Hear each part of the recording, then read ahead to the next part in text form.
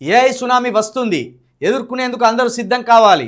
White కాలర్కు బదులు blue collar ఉద్యోగాలు పెంచాలి. ప్రభుత్వ విద్యా విధానంలో సంస్కరణలు అవసరం.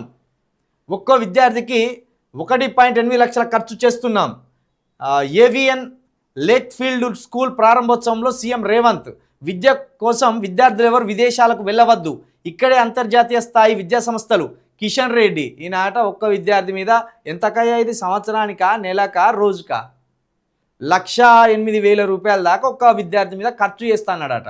దీనికి అసలు అది ఏందనుకుంటారు మీరు? మాట్లాడే మాటలు ఏమన్నా ఆలోచించి మాట్లాడతానులా, లేకపోతే వెనుక ముందు చూసుకోకుండా ఎవడు నమ్ముతాడు గుడ్డిగా అనుకొని మాట్లాడతానులా?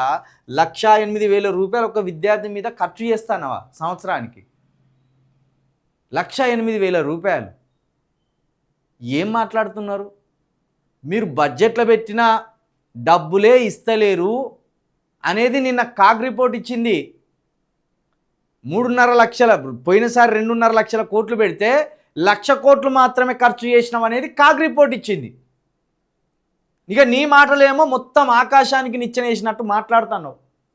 ఏంది అబద్ధాలు? ఏఐ సునామీ వస్తుందంటే నిజమే.